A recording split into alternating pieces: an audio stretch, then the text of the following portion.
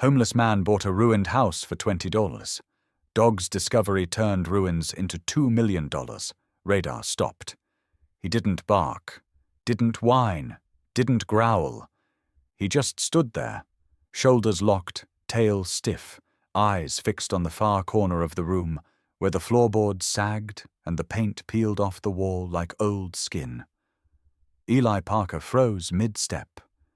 The air inside the abandoned house still smelled like mildew and rodent droppings, thick with the kind of silence that wraps itself around you when you're somewhere you don't belong. Radar's ears twitched. The shepherd's chest rose and fell with slow, steady breaths, but he didn't blink. Radar. Eli's voice came out lower than usual, gravelly from a morning without coffee and a decade without trust. His hand tightened around the canvas strap of the tool bag slung over his shoulder. The only response was the faintest sound, claws tapping against wood, slow and deliberate. Radar stepped forward, one paw at a time, and lowered his head until his nose touched the warped floorboards. Right where Eli had noticed a water-stained patch of rot the night before. The dog let out a low rumble, more like a warning to the unseen than a threat. Then, with the edge of one paw, he began to scratch. Eli exhaled. Not because he understood, but because he didn't. This wasn't squirrel chasing or bone digging. Radar was an old dog, 8 years and change, past the age of impulse, long past the age of nonsense, and he was never wrong about danger. "All right, buddy." Eli dropped the bag and crouched beside him, reaching for the pry bar. "Let's see what you found." The metal groaned as he wedged it beneath the first board. He braced his weight and leaned in. The plank resisted like it hadn't been moved in decades, until suddenly it gave with a sharp crack that echoed through the empty house. Dust swirled up from the opening like something exhaled from the past. Eli set the plank aside and aimed his flashlight into the gap beneath, expecting crawl space, insulation, rodents maybe.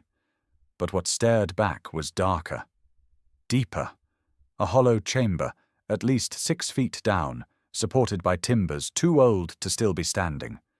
And below that, just for a flicker, something caught in the beam. A glint of metal. No, not just metal. A corner of something square. A box? Radar let out a soft whine behind him, and Eli turned. The dog hadn't moved. Just stood there, eyes locked on that hole like it was looking into something more than dirt and shadows. Eli swallowed and sat back on his heels. This wasn't just bad wiring or mold or some dead raccoon stuck under the joists. Something was down there. He hadn't even planned to bid. But $20? That's what it cost him to own the place. One Jackson bill. No one else at the county auction had wanted the ruined house outside Pine Bluffs. Not with its sagging porch and black mold and collapsed back wall. Some real estate guy mumbled about it, being a teardown. But Eli had only heard one thing. It was his. 3 years on the street had taught him a few things. Mostly that people don't look twice at a man without an address, or a shower, or a reason to keep going.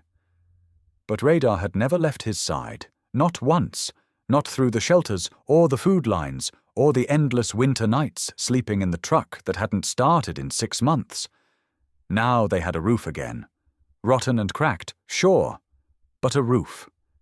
Eli had spent the last 48 hours clearing debris, pulling nails, scrubbing the walls with vinegar and bleach until his lungs burned. He'd found a mattress in the dump and patched up the fireplace. When the wind blew through the trees, the place almost felt like it used to be something. Maybe it could be again.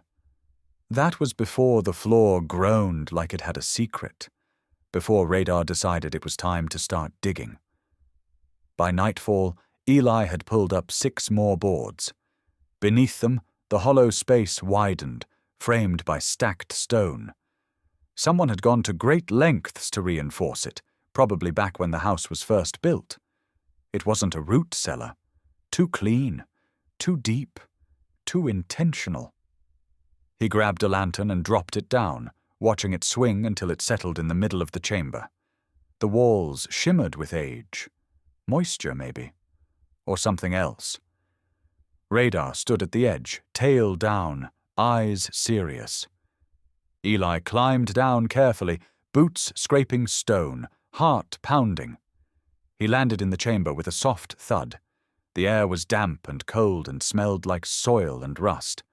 The glint he'd seen earlier was real. A metal box, wedged between two stones, tarnished and bent. Eli pulled it free. Inside, stacks of coins, wrapped in oilskin. Gold. Real gold. And something else. A leather-bound notebook, water-damaged but legible, and bones. Eli dropped the box, heart leaping into his throat. Not animal bones, a rib cage, a human jaw, a rotted fragment of cloth.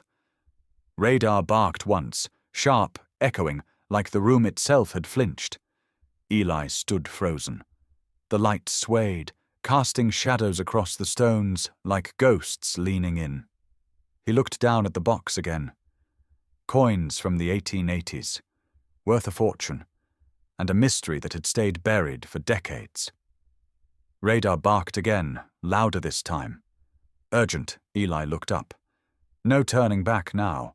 Whatever this place used to be, it wasn't just his home anymore. It was a grave, and maybe a crime scene, or maybe something bigger. He climbed out slowly, his legs shaking. He knelt beside Radar, who pressed his head against Eli's knee like he was trying to say something without saying it. "You brought me here," Eli whispered, running a hand down the dog's back. "You knew." The coin sat in the box at his feet. Heavy, real, dangerous. Eli stared at the hole in the floor, then at the dog beside him. And for the first time in 3 years, he felt something he hadn't allowed himself in a long time.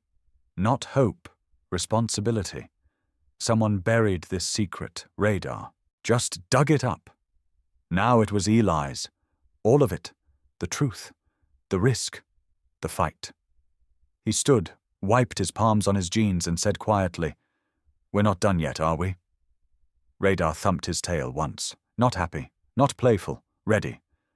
Before the basement, before the gold, before the bones. There was just Eli Parker and a leash. The day he lost everything wasn't loud. No screaming, no shattered glass. Just a quiet Tuesday, overcast and cold, when a man in a grey suit handed him an envelope and said, "You've got 30 days. 30 days to leave the workshop he'd built from the ground up. The place where his name used to mean something. 3 months earlier, his wife had left. A month before that, his daughter stopped answering the phone. But the real break had come the night the voicemail came in from St. Joseph's ER. Car crash. Teenage boy. Drunk driver. Wrong side of the road. His son. Gone. After that, Eli had stopped measuring time. He drank coffee without sugar, whiskey without pause. He sold tools one by one until the shop grew hollow, like him. The mortgage fell behind. The taxes followed. And by the time winter came, so did the sleeping bag in the back of his Ford Ranger and the dog he never intended to keep. Radar wasn't supposed to be his. The dog had belonged to his son. A gangly German shepherd mix with oversized paws and an instinct to lean into people like he needed to keep them standing. Eli hadn't wanted him. Not then. But on the night everything unraveled, Radar refused to leave the porch. Sat there for 6 hours in the freezing dark, waiting for Eli to open the door. He never left after that. In the early days on the street, Eli learned how to disappear. There's an art to it. Keep your head down. Don't make eye contact. Walk like you have a purpose, even if you don't. Be silent. Be invisible. Radar never got the memo. He made eye contact with everyone. Smelled every hand that reached for him, wagged his tail at kids and cops and guys who looked like they hadn't smiled in months. He'd sit beside Eli on the bus stop bench like they were on vacation, like this wasn't the last stop. People offered food, sometimes money. Never for Eli, always for the dog. But Radar didn't care. He stuck close, slept curled up tight against Eli's ribs in shelters where dogs weren't supposed to be allowed. But somehow, he always got in. There was something in Radar's eyes that made guards open doors, made social workers forget the rules. Eli sometimes wondered if the dog could see something in people he'd lost the ability to find. One night in Denver, sleeping behind a mechanic's shop off Colfax, a man came out of the alley too fast, hands twitching, voice thick with something artificial. Eli woke with a start, saw the glint of metal, a pipe. Radar was faster. He didn't bark, just launched, a blur of fur and muscle, sank teeth into the man's jacket, drove him back with force Eli hadn't thought the dog had. The attacker screamed, fled, left the pipe, left a puddle. Radar stood over Eli like a soldier, panting hard, ears pinned back. From that moment on, Eli understood. This wasn't a pet. This was something else, a guardian, a partner, and maybe the last good thing in a life gone sideways. The cabin had been a joke at first. $20. Sight unseen. Eli had gone to the county auction to use their free coffee and beat the wind chill. But when they started bidding on parcel 1149B, abandoned mountain house, no plumbing, code violations stacked like firewood, no one raised a hand. Eli did, for the hell of it. No one bid after him, and just like that, he owned it. When he drove out there with Radar in the seat beside him, he didn't expect much, but the house, for all its decay, felt like something waiting, like a place that remembered what it was meant to be. He set to work cleaning it up the best he could, nailed up tarp where windows had rotted through, cleared debris, dust, rat droppings. It wasn't home, not yet. But it was shelter, and it was his. Then came the night Radar wouldn't sleep. Eli had rolled himself into a blanket burrito on the floor. The fire had gone low. Radar kept pacing, over and over, always near that same corner. At first, Eli had muttered curses under his breath, blamed mice or ghosts or wind. Then he noticed the way Radar's hackles raised, the way the dog kept pausing, nose down, one paw lifted like he was waiting for permission. Something was under that floor, and Radar didn't trust it. Eli didn't sleep after that. He sat by the hearth with a flashlight, and Radar curled beside him, body warm, head resting on Eli's boot like a weight of unspoken warning. At one point, Eli looked down and said softly, "You know something I don't you?" Radar opened one eye, gave a quiet huff. That was their agreement. Eli didn't ask for more than the dog could give, and Radar didn't expect more than Eli could carry. They had both seen too much, both lost things that couldn't be spoken of. And now this cabin, this broken, beautiful wreck of a place, was offering a story. One that began with a wrong bark, and a dog that had never lied. By morning, Eli was prying up the floorboards, heart racing with a fear he didn't understand. It wasn't the gold that shook him. It was the truth that followed. Because if Radar was right, and Eli had learned never to bet against him, then whatever was buried down there hadn't just been forgotten. It had been hidden. And the dog, once again, had found the one thing Eli had tried to stop believing in, a reason to care. The sound started just after dusk, a low rhythmic scraping. Not the wind, not the old beams shifting under the cold. No, this was different, precise, intentional. Eli blinked awake in the flickering orange glow of the dying fire. Radar was no longer curled at his feet. The dog was across the room, paws pressed to the floorboards near the wood. Stove, digging, slow and deliberate. "Radar," Eli croaked, his voice still thick from sleep and whiskey. The dog didn't turn. Scratch, pause, scratch, sniff, scratch.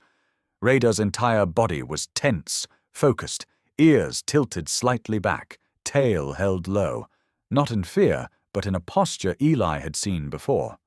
Detection mode. The last time radar looked like that, they'd been behind a convenience store dumpster in Colorado Springs, and he'd smelled a teenage girl overdosing in the alley. She would have died if not for radar. Eli stood slowly, joints cracking in protest. He crossed the cold cabin floor in his socks and crouched beside the dog. "What is it, bud?" Radar didn't answer, but his front paw thudded once, hard, against the same spot on the floor. Then again. Dust puffed up between the cracks. Eli reached out, ran his fingers along the edge of the plank. It wasn't nailed down like the others. Just wedged in place. That wasn't right. He grabbed a flathead screwdriver from the rusted toolbox near the door and eased it under the edge. The board creaked, then popped loose with a sound like an exhale. Underneath, darkness. A hollow cavity about 3 feet across. Stale, dry air rose from the space below. The smell hit him next, earthy but with something older beneath it. Faint, metallic, not quite decay, but not far from it either. Radar took a step back, but stayed close. Eli shined his flashlight into the hole. At first, it looked like just dirt and a few old boards. Then the light caught on something pale. He froze. A hand, or what was left of one. The bones were curled around a small metal box. Eli didn't breathe for a full 10 seconds. He shifted the light slightly. The rest of the skeleton was there, folded unnaturally in the cramped space. Ribs collapsed inward. Jaw tilted open in a frozen gasp. The clothes, what remained of them, were decades old. Wool, maybe, or canvas, blackened with time and rot. He swallowed hard. "Jesus," he whispered. "What the hell?" Radar let out a low, breathy whine and sat down beside him, eyes never leaving the hole. Eli reached down and gently lifted the box from the skeletal grip. It came free with a soft crack as a finger bone snapped away. He grimaced, set the box aside, then spotted something else nestled near the hip. An old leather-bound notebook. Mold had eaten away the corners, and the spine cracked as he lifted it. He opened it carefully. The writing was faded, handwritten in tight script. The ink had bled through in places, but he could still make out fragments. July 7th, 1929. They came for it again. I told them I burned it. August 3rd, 1929. The gold is still here. No one can find it but me. October 15th, 1929. If I die here, let it be known. This place holds the truth. The rest was illegible. Eli sat back on his heels, mind spinning. He turned to the box. Brass hinges, warped but intact. A locking latch with no key. He gave it a tentative jiggle. It popped open. Inside was a pile of gold coins. Old, round, heavy in the hand. Each one marked with an eagle and the words, United States of America, $20, 1907. His breath hitched. This wasn't just hidden money. It was treasure, and it had been buried with a body. He sat in silence for a long time, Radar beside him watching. The fire had gone out. The cold crept back into the room, but Eli didn't move. Was this what the dog had sensed? He looked at Radar. The dog was calm now, but alert. Not alarmed. Not afraid. Like his job was done for the moment. Eli set the coins aside and looked down into the hole again. It wasn't just about the gold. Whoever this man had been, he'd died alone, buried beneath a cabin no one wanted, clutching a secret no one was meant to find. Until Radar. Later that night, Eli took the notebook outside under the moonlight and kept reading what little was legible. More entries, dates around the Great Depression, mentions of them, always in quotes, warnings that they would kill for it, that they were watching. Who was they? The bank? The government? Thieves? Was it paranoia? Or something more? He didn't know. But now he had two things buried in that hole. Proof of a body. And a motive. And the only witness left alive to the whole thing had 4 legs and eyes that didn't miss much. Eli glanced down at Radar. "You don't just sniff out things that stink, do you?"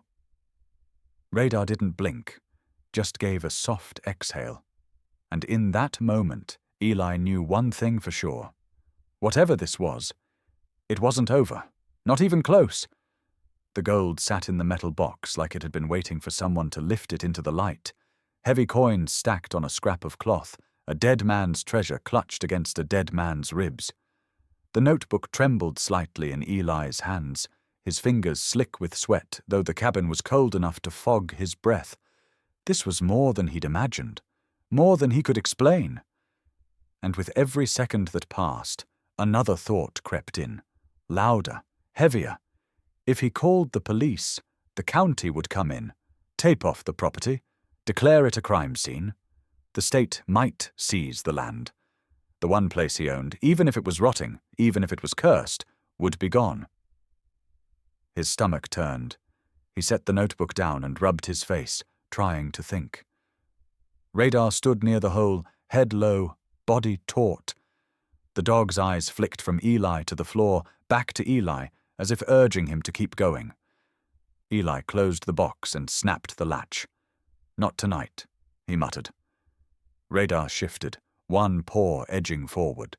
He whined once, a thin sound that reminded Eli of the night outside St. Joseph's, the ER doors swinging closed. "Enough," Eli said, louder now. He grabbed the plank and slammed it back over the gap. Dust jumped into the air. "That's enough!" Radar flinched.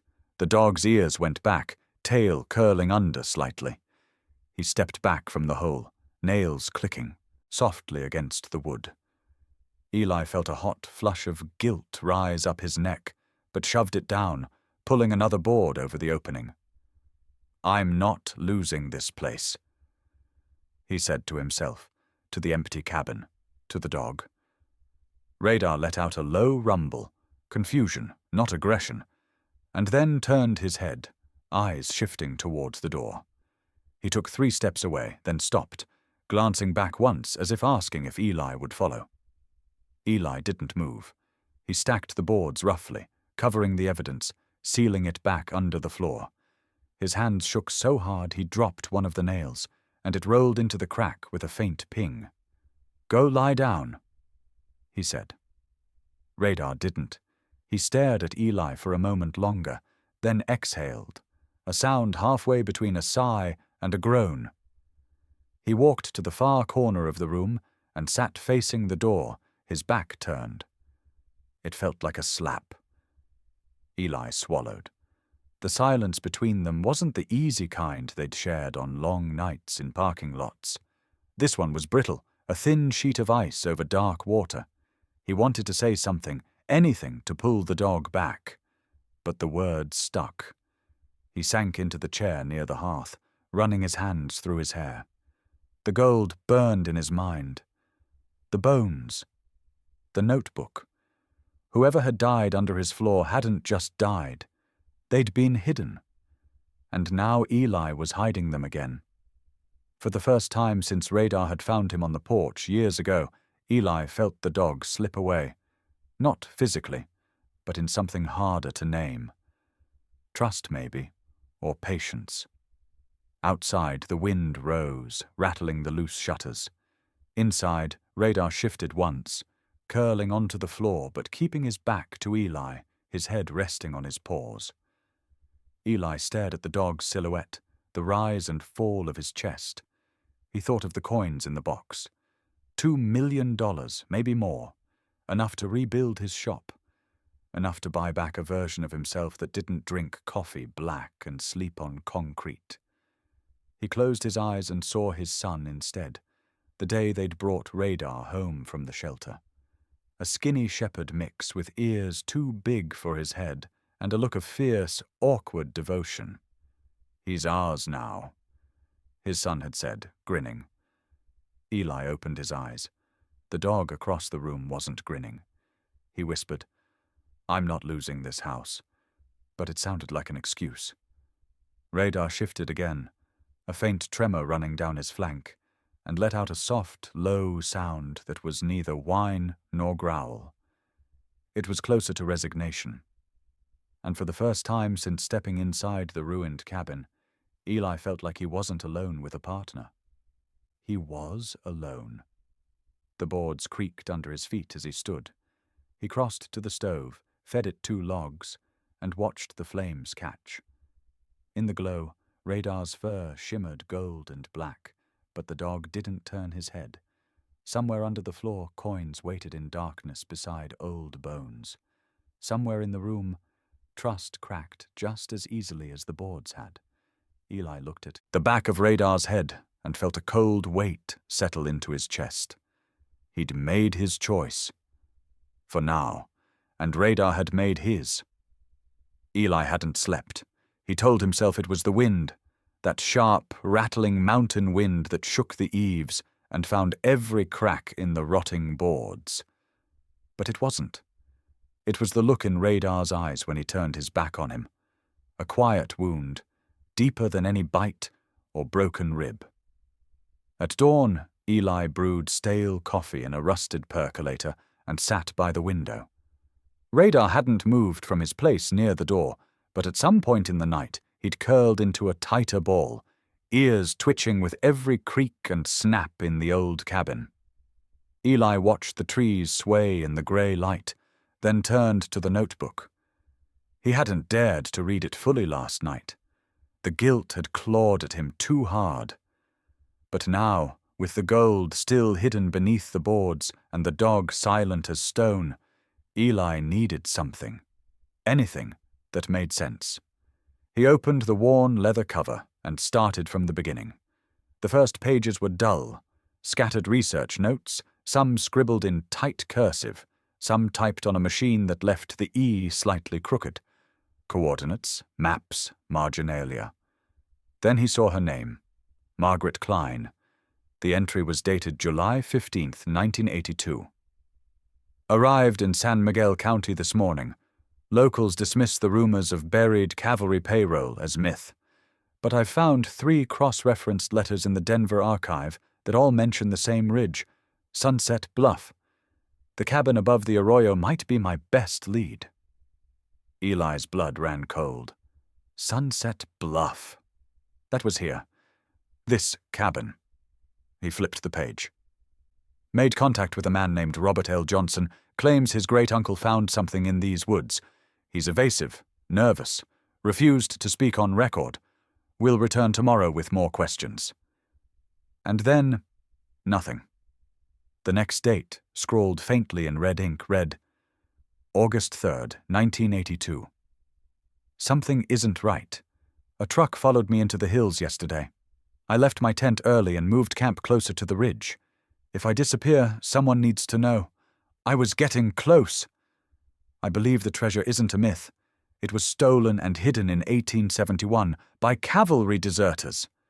There are bones here, and someone doesn't want them found. Eli stared at the page, then reread it. The last entry. No signature. Just silence. He set the book down and leaned back, heart hammering. The bones under the floor weren't from some lost traveler or hunter. They might belong to her. A historian. A woman chasing whispers from the 1800s. He looked across the room. Radar was watching him now. Not with anger, but with that still, unreadable gaze dogs reserve for the moments when their humans are about to do something truly stupid. Eli didn't care. He opened his laptop, the one he rarely used, and connected to a local signal using his phone as a hotspot. The internet was spotty, but it worked well enough to run a few searches. He typed, Margaret Klein, disappearance, 1982. Nothing came up in the mainstream media, but buried deep in a forgotten local forum for amateur historians, he found a post. It was from 2013. User, Sunset Seeker 77. Title, Who Remembers Margaret Klein? She was my advisor at CU Boulder, obsessed with the San Miguel legends. Disappeared July 1982. No trace, no police follow-up. Her car was found abandoned at a trailhead near Cimarron, but no body. It was like she vanished into the dirt. Locals went quiet. Someone knows something. The post had no replies. Eli leaned back, stunned. This wasn't just folklore. This woman had lived, walked this land, and gone missing, right here. Radar stood slowly and walked over to him, placing one paw gently on Eli's boot. He didn't bark. He didn't nudge. Just stood there. Eli looked down. "You knew, didn't you?" Radar blinked once. Eli picked up the notebook again, fingers trembling. "Why the hell was this buried under my floor? And who buried her with gold?" He flipped back a few pages and noticed something he hadn't seen before. Pressed between 2 pages was a brittle envelope. It crinkled as he opened it. Inside was a Polaroid. A woman, probably in her 30s, stood in front of this cabin. Same warped door, same slope of the roof. She wore jeans and a field jacket, her brown hair pulled back, a notebook in her hand, and a half smile on her face. The photo was dated July 31st, 1982. A chill crawled across Eli's shoulders. Radar growled softly, barely audible, and turned toward the window. Outside, a dark SUV rolled slowly past the tree line, tires crackling on loose gravel. Tinted windows. No plates. Eli ducked, heart thudding. He knew that kind of vehicle. It didn't belong to hikers. Radar crept to the door, body tense, tail stiff. He didn't bark. He was past barking. Whatever instinct he'd honed during his years before meeting Eli had kicked in like a switch. The SUV rolled on without stopping. Eli let out a breath, still crouched, heart pounding. Whoever buried Margaret Klein hadn't buried her deep enough. And now, someone knew Eli had found her. He looked at Radar. "We just stepped in something big." The dog didn't move, didn't blink, just waited. It started with a stare. Radar didn't bark. He didn't whine. He simply sat by the door, ears perked, eyes locked on Eli, waiting. Not for a command, but for a choice. Eli laced up his boots. "I don't know where you're taking me," he said, slinging on his old canvas jacket, "but I'm listening now." Radar didn't wag his tail. He turned and nosed the door open, stepping into the morning mist like he'd done it 1,000 times before. Maybe he had. They crossed the clearing, Eli with the notebook in his back pocket, Radar a few paces ahead, weaving through the tall grass like a shadow reborn. The trail wasn't marked, but the dog didn't hesitate. His nose stayed low, moving with surgical focus. Half a mile in, the forest thickened, pine needles muffling their steps. Eli pulled out the old surveyor's map they'd found in Margaret Klein's notebook. Faded ink, a few handwritten annotations, one of them circled in red with a question mark. Collapsed shaft. Miner's stack. It was marked near a ridge to the east, and that's exactly where Radar was headed. Eli jogged to keep up. The morning sun filtered through the trees, dappling Radar's fur in gold. He looked like a sentinel out of time, not a pet, not a survivor, a tracker, a detective, an old soul carrying secrets in his paws. Eli had no illusions anymore. This dog wasn't just following scent, he was following a story. Radar stopped suddenly at a split in the trail. His ears flicked, then swiveled forward. His nose went up, not down. He sniffed the air like he was reading it. Then he turned left. Eli followed. They moved in silence until they reached a stand of aspens, thin, pale trunks stretching toward the sky like a congregation of bones. On one of them, barely visible beneath layers of peeling bark, was a carved symbol. A horseshoe, inverted, with a line running through it. Eli brushed his fingers over the shape. Not random. Not natural. "That look familiar to you, Radar?" Radar didn't respond, but he stepped forward, placing his front paws on a flat stone at the base of the tree. His head tilted. Then he moved again, toward a cluster of rocks stacked deliberately. Not random. A cairn. Eli knelt beside it. The stones were old, but the moss between them was disturbed. Someone had been here recently. He peeled back the top layer and found a rusted tin box, no bigger than a lunch pail. Inside, wrapped in oilskin, were old photographs and one yellowed letter. Eli unfolded it. It wasn't from Margaret. It was to her. "MK, you were right. It wasn't just gold. They hid more than that. I can't keep protecting it. Someone's watching me. You'll understand when you see the name. I'm sorry." It wasn't signed.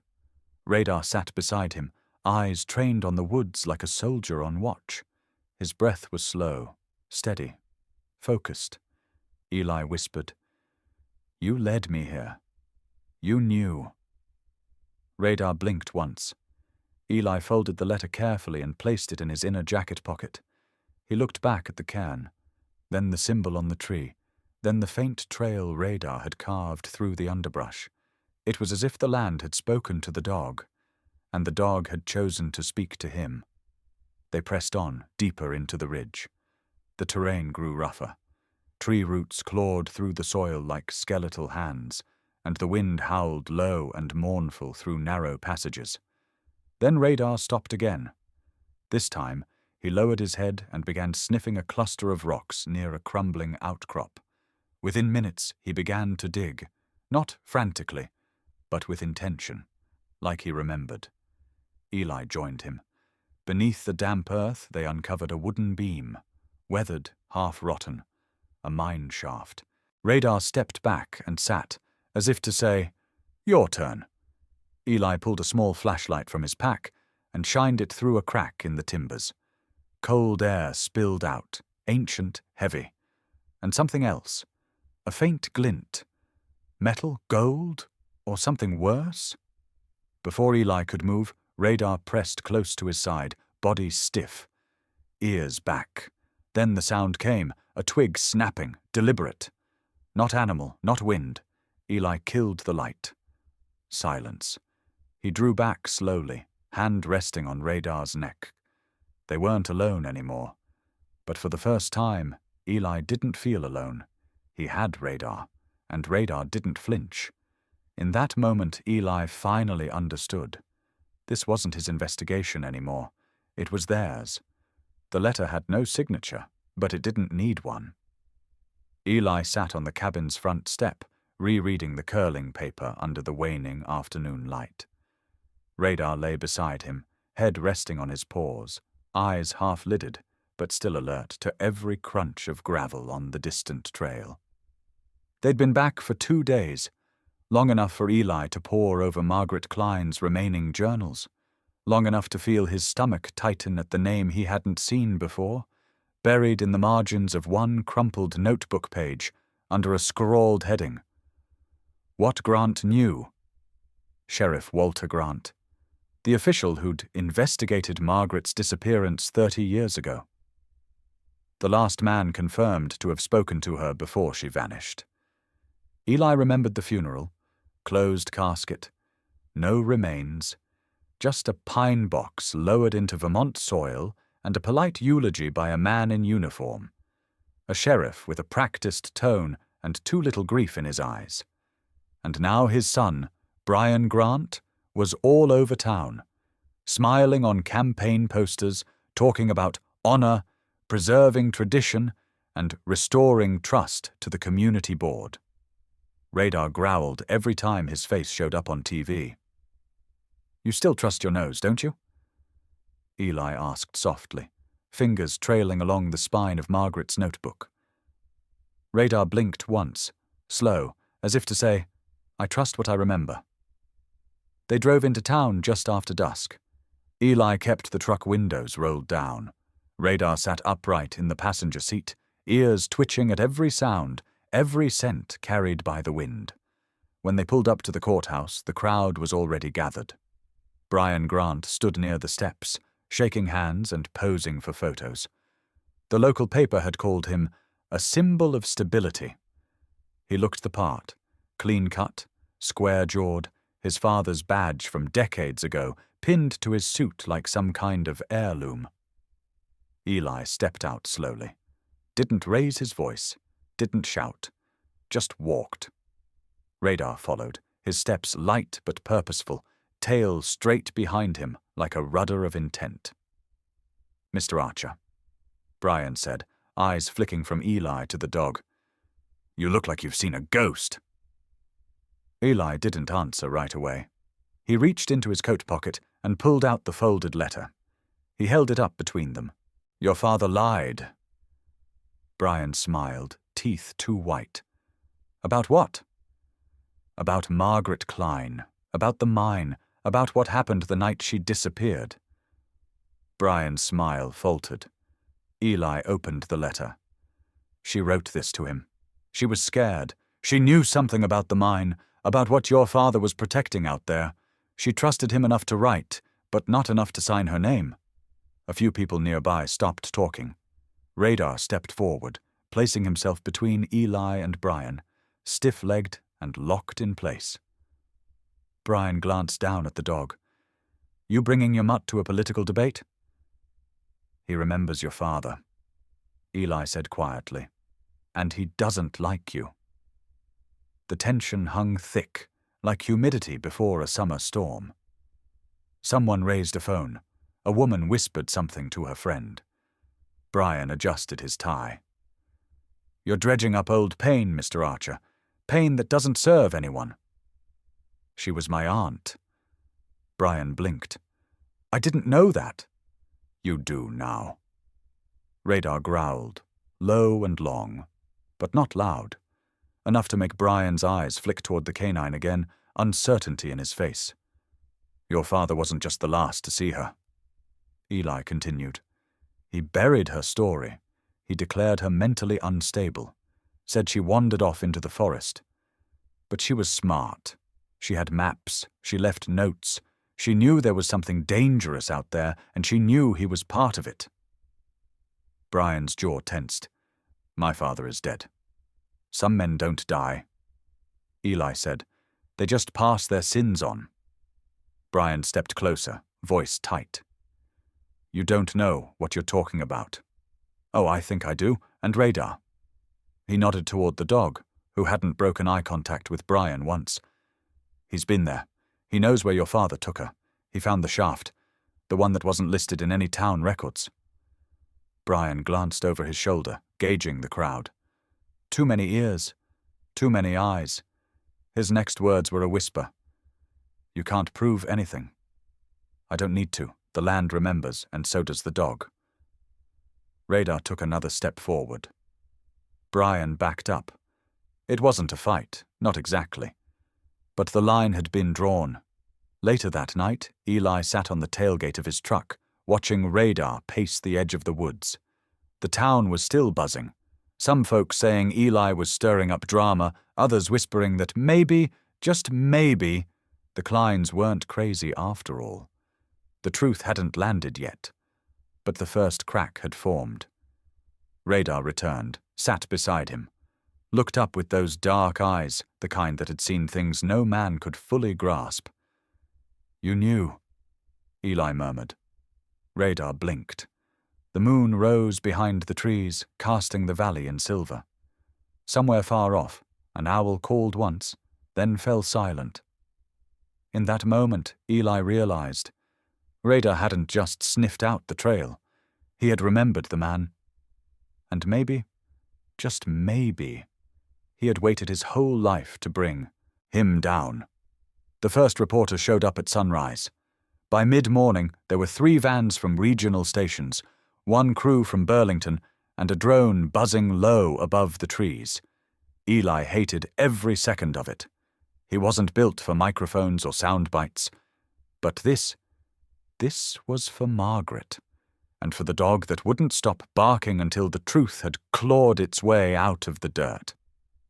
Radar lay calmly at his side, the thick fur around his shoulders brushing Eli's boot. His ears flicked once as the CNN anchor crouched down with a cameraman behind her. "Is this the dog who found the mine?" she asked, voice smooth and practiced. "The one who led you to the shaft?" Eli nodded. He did more than that. Behind them, just past the caution tape and patrol cars, the entrance to the collapsed shaft was now surrounded by investigators. Forensic teams in white suits moved carefully through the pine needles and broken rocks. One had already confirmed what Eli feared: a fragment of femur, sun-bleached and worn, embedded near the base of the tunnel. They hadn't just buried the shaft. They'd buried her. Margaret. Eli turned back to the crowd. Reporters called out questions like flares in a storm. When did you know it was foul play? Are there charges against the Grant family? What's next for you and the dog? He ignored most of them, but when a local paper journalist, no older than 22 and barely keeping her recorder steady, asked, "What made you dig?" He finally answered. He did. He looked down at Radar. The shepherd was still, eyes fixed on the tree line, unbothered by the cameras, not proud, not seeking praise, just watching, waiting, a sentinel. Radar found a place no one else could see. Eli continued. He knew something was wrong. He remembered. Remembered what? Another reporter asked. Eli hesitated, then said, "The smell of fear, of blood. The way pine needles fell in a spot they shouldn't. Dogs know more than we give them credit for." One of the producers handed him a statement from the Vermont Historical Commission. The ink was still fresh. Margaret Klein's name would be added to the state honor roll of missing persons found, reserved for those whose disappearance and legacy had shaped policy or social change. She was a whistleblower, the letter read, and though she was silenced in life, her truth has come to light. But the real twist came later that afternoon. A conservator from the Vermont Numismatic Museum arrived, along with 2 deputies carrying a box retrieved from the mine, untouched for decades. Inside, wrapped in rotting flannel and blackened leather, were hundreds of early 20th century silver and gold coins, some bearing mint marks unseen in modern circulation. The appraiser's voice trembled. "This collection is worth, conservatively, $2.3 million. Eli staggered back. Radar stood, ears up. The coins weren't just hidden wealth. They were the motive. Margaret hadn't gone to that mine alone. She'd found something, and someone wanted it buried along with her. Sheriff Grant had likely covered it up, calling her unstable, weaving a narrative of a woman too obsessed with maps and old ghost stories. But Margaret had been right. And now she was being vindicated. The CNN anchor asked, "Will you keep the coins?" Eli shook his head. "They belong to her estate, to a memory." He paused. "But one thing doesn't go anywhere." The reporter tilted her head. He knelt next to Radar, pulling the dog close. "This guy, he stays." Later that evening, Radar's image appeared across dozens of screens. The headline on CNN's regional page read, "Hero dog leads veteran to lost mine, uncovers $2 million in gold, and a decades-old murder." The footage showed Radar walking beside Eli, nose low, gait steady, like he had never needed the world's attention, but had earned it anyway. The network asked for a follow-up interview. Radar didn't care. He spent the night curled at the edge of Eli's bed, ears twitching occasionally toward the open window.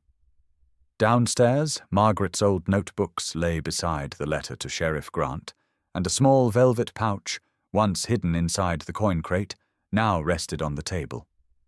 Inside was a note written in Margaret's tight, precise script. "If anything happens to me, tell the truth, and trust the dog." Eli sat in the dark, one hand resting on Radar's head, the other gently holding the note. The world finally knew. And the dog who remembered everything? He was finally at peace. The creak of the porch step still caught Eli off guard. For years it had meant instability, a warning that the floorboards might give beneath his weight. Now it was just wood singing with age, newly reinforced but still whispering memories. He looked up at the old Klein house, or what used to be one.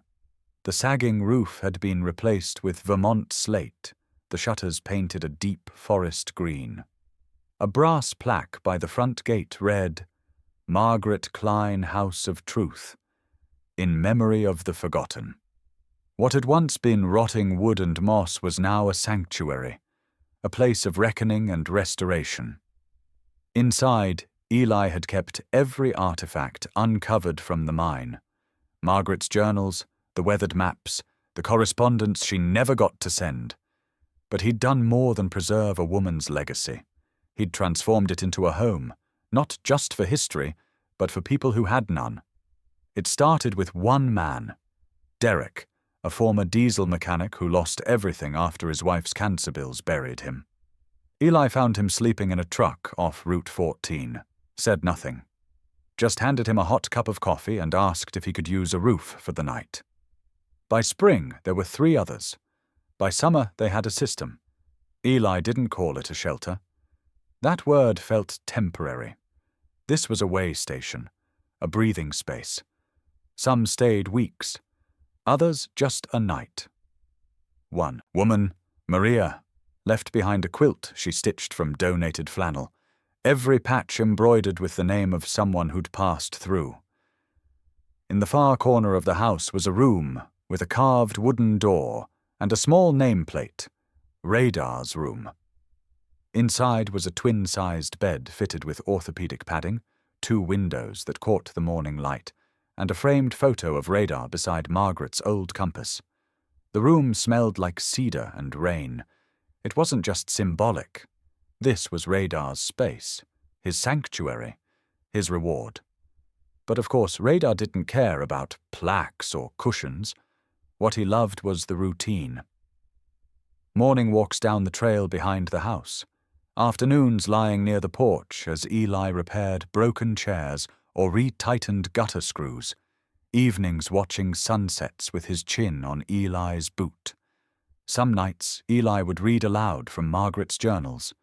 Just him, the dog, and a low-burning lamp. She knew. He'd murmur, before anyone else, she knew. Then one evening, a boy showed up at the gate. No older than 12. Backpack torn, one shoe missing. Eli stepped outside, instinctively wary. The boy flinched, but Radar didn't bark. He walked straight up to the kid, tail low, posture calm, and pressed his head against the boy's hip. The child broke into tears. They let him stay the night. Turned out his foster situation had gone sideways. Eli made some calls, got him placed with a family upstate. Before he left, the boy ran back, wrapped his arms around Radar, and whispered, "You're the first one who didn't look at me like I was nothing." Radar watched him go from the porch, tail slowly wagging. That night, Eli added a new sign below the brass plaque at the gate. "This house belongs to the lost, the brave, and the truthful." And underneath that, in small script, inspired by "The dog who found the truth." The press still called sometimes, asked for follow-ups.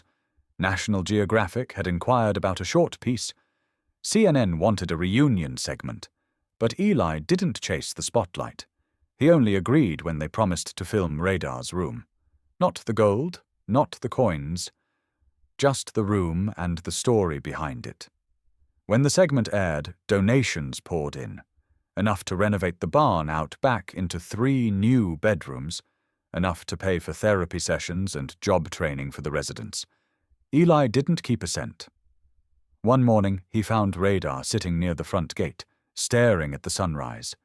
The dog's ears were up, but relaxed, watching the world wake up. Eli sat down beside him on the steps. "You knew all along, didn't you?" he said softly. Radar didn't move, but his tail thumped once. Not for gold, not for headlines. He had dug for the truth. And what came out of that hole in the ground wasn't just evidence. It was purpose. A home. A legacy. A place where no one would be forgotten again. Eli rubbed the thick fur behind Radar's ears, whispering, "We didn't save the world, but we saved this little corner of it." Radar leaned his weight into him, and for the first time in decades, Eli felt like the house wasn't just shelter, it was redemption. The porch boards were warm beneath Eli's bare feet, the late afternoon sun painting everything in a honeyed glow. Behind him, the screen door creaked and then settled. He didn't move, just kept his eyes on the quiet gravel road beyond the fence line, where goldenrod swayed gently in the breeze and the shadows of the past no longer lingered. Radar lay beside him, head resting on his front paws, breath slow and even. His fur had gone silver around the muzzle, and the scar above his left eye had faded to a soft ridge. But his ears still twitched at the sound of birdsong, his nose still lifted when the wind shifted. It was a peace hard-earned. The old Klein house, now restored, renamed, repurposed, stood behind them like a testament, a monument not of marble or steel, but of wood, sweat, and conviction. Inside, the rooms still hummed with quiet life, the laughter of guests, the rustle of pages being turned, the scrape of a broom across floorboards once lost to rot. "Mr. Wilder?" A voice called gently from the steps. Eli turned. She couldn't have been more than 25. A wiry frame beneath a too-large blazer, camera bag slung over one shoulder. She had the nervous energy of someone just starting in the business, eager, unsure, but not afraid to ask the question that mattered. "Do you mind if I ask one more?" she said, voice cautious. Eli gave a nod and motioned for her to sit on the top step. She eased down next to him, careful not to startle Radar, who cracked one eye, snorted, then went back to dozing. "I've heard the stories," she said, "about the mine, the journal, the everything, but this one's just for me, I guess." She glanced down, then looked back up. "What made you trust him? A dog like that? After everything you'd seen?" Eli didn't answer right away. He scratched behind Radar's ears, then leaned forward, tapping a spot on the porch. "You see this plank?" he said. She nodded. "That board's been replaced 3 times, he said. "Each time I tried to fix it, Radar would sit right there. Wouldn't budge. Just stare at it like it held something the rest of us couldn't see." He smiled faintly, the memory sharp even after all this time. Turns out under that plank was a hollow space. That's where Margaret's compass was. First clue that led us down into the mine. He paused, then added, "And the rest of it? He never barked at shadows, never chased the wind. When Radar barked, it meant something was real." The reporter swallowed, eyes wide. "So, what you're saying is—" Eli leaned back, looking at the sky that had started to turn pink near the horizon. "He never barked at ghosts," he said softly. "He barked at the truth." The words hung there, caught in the stillness, before the girl slowly nodded and turned off her recorder. Radar shifted slightly, one paw twitching in a dream. They sat like that for a while, just watching the sun slide behind the treetops. The world didn't need to spin fast anymore. There was no chase, no sirens, no digging through dirt or lies. Just the sound of insects in the grass and the steady breath of a dog who had once carried the weight of history in his jaws. Later that night, Eli lit a single lantern in the front room. The other residents were asleep. He walked quietly through the hall, stopping by Radar's room. The dog had padded in ahead of him and curled up on his bed, his tail giving a soft thump against the wall. Eli didn't say anything. He didn't need to. He stepped back into the main room, opened the old cabinet, and pulled out a worn notebook. Inside were letters from visitors, sketches from school children, and a folded note from the boy who had once come barefoot to the house gate. He made me feel like I mattered. Eli tucked the book under his arm and stepped back onto the porch. Somewhere in the distance, an owl called. And Eli smiled. There are heroes in uniforms. There are heroes in lab coats, in boots, behind cameras. But sometimes the truest kind has 4 legs, a stubborn heart, and a nose for the truth. So if you've ever had a loyal friend who stood beside you when no one else did, who didn't bark for attention but stood still when it mattered, this story's for you. And if Radar's journey moved you, don't let it end here. Support the German Shepherd channel, because somewhere out there another story is waiting to be told. And maybe, just maybe, a dog is already sniffing it out. Now tell me, what's your story with a loyal pet?